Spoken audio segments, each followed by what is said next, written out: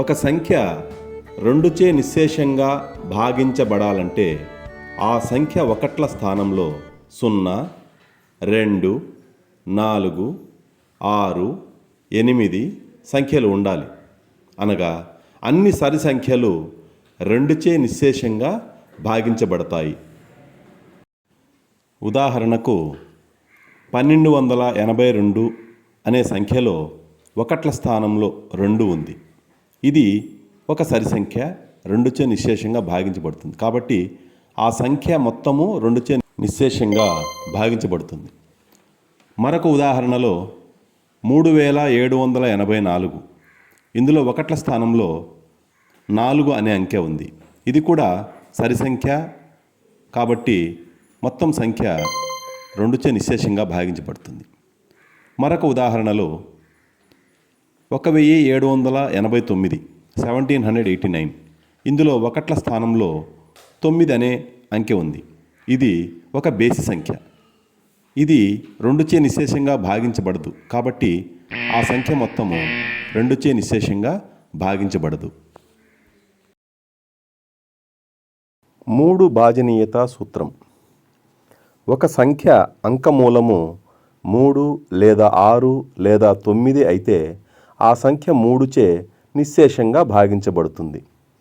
ఇక్కడ అంకమూలము అనగా ఒక సంఖ్యలోని అంకెలన్నింటినీ కూడుకుంటూ పోయి చివరకు ఒకే అంకె వచ్చేంత వరకు అదే ప్రక్రియను కొనసాగించగా వచ్చే ఆ చివరి అంకె.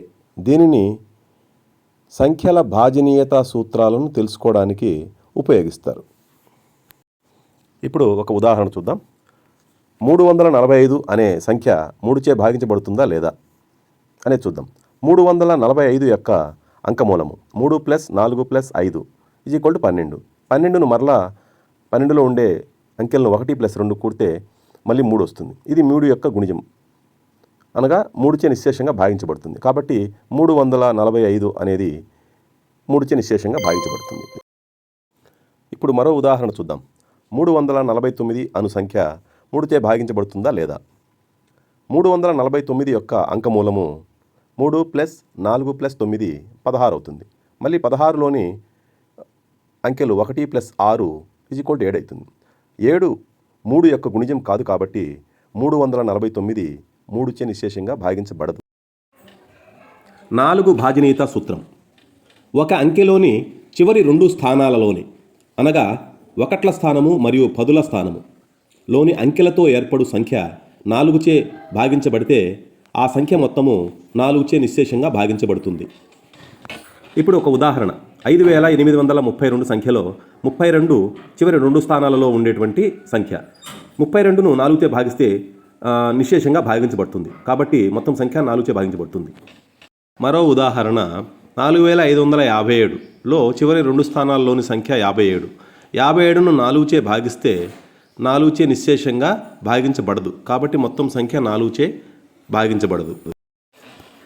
ఒక సంఖ్య యొక్క ఒకట్ల స్థానంలో 0 లేదా 5 ఉంటే ఆ సంఖ్య 5చే నిశ్శేషంగా భాగించబడుతుంది. ఒక ఉదాహరణ 228 5చే భాగించబడదు. ఎందుకంటే ఆ సంఖ్యలోని ఒకట్ల స్థానంలో 8 ఉంది, 0, 5లు లేవు. కాబట్టి ఆ సంఖ్య 5చే భాగించబడదు. మరొక ఉదాహరణల 235 ఇందులో ఒకట్ల స్థానంలో 5 ఉంది కాబట్టి ఆ సంఖ్య మొత్తము 5చే భాగించబడుతుంది. మరో ఉదాహరణ 2460 ఈ సంఖ్యలో ఒకట్ల స్థానంలో 0 ఉంది కాబట్టి ఈ సంఖ్య మొత్తము 5చే నిశ్శేషంగా భాగించబడుతుంది. 6 భాజనీయత సూత్రం. 2 3లచే భాగించబడే సంఖ్యలన్నీ 6చే నిశ్శేషంగా భాగించబడతాయి. ఒక ఉదాహరణ చూద్దాం. 24 6చే భాగించబడుతుందా లేదా? 24లో ఒకట్ల స్థానంలోని సంఖ్య 4. ఇది ఒక సరి సంఖ్య కాబట్టి ఇది 2చే భాగించబడుతుంది. 24 యొక్క అంకమూలము 2 + 4 = 6. అంకమూలం 6 3చే భాగించబడుతుంది కాబట్టి 24 సంఖ్య 6చే భాగించబడుతుంది. మరొక ఉదాహరణ 1276 అనే సంఖ్య 6చే భాగించబడుతుందా లేదా చూద్దాం. 1276లో ఒకట్ల స్థానంలోని సంఖ్య 6, అది సరి సంఖ్య కాబట్టి అది 2చే నిశ్శేషంగా భాగించబడుతుంది. 1276 అంకమూలము 1 + 2 + 7 + 6 16 అనగా 1 + 6 అంకమూలం 7. 7 అంకమూలము 3చే భాగించబడదు కాబట్టి 1276 అనే సంఖ్య 6చే భాగించబడదు.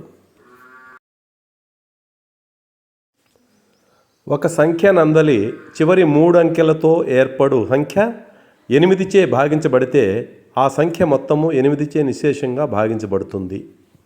సంఖ్యలోని చివరి 3 అంకెలు 328, 8చే నిశ్శేషంగా భాగించబడింది కాబట్టి ఆ సంఖ్య మొత్తము 8చే నిశ్శేషంగా భాగించబడుతుంది.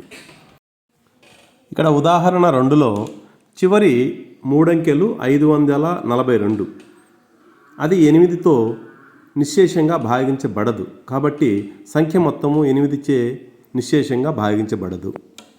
9 భాజనీయత సూత్రం. ఒక సంఖ్యలోని అంకెల మొత్తం అనగా అంకమూలము 9 అయితే ఆ సంఖ్య మొత్తము 9చే నిశ్శేషంగా భాగించబడుతుంది. పై సంఖ్యలోని అంకమూలము 9, ఇది 9చే భాగించబడుతుంది కాబట్టి మొత్తం సంఖ్య 9చే నిశ్శేషంగా భాగించబడుతుంది. ఒక సంఖ్య యొక్క ఒకట్ల స్థానంలో 0 ఉంటే ఆ సంఖ్య మొత్తము 10చే నిశ్శేషంగా భాగించబడుతుంది.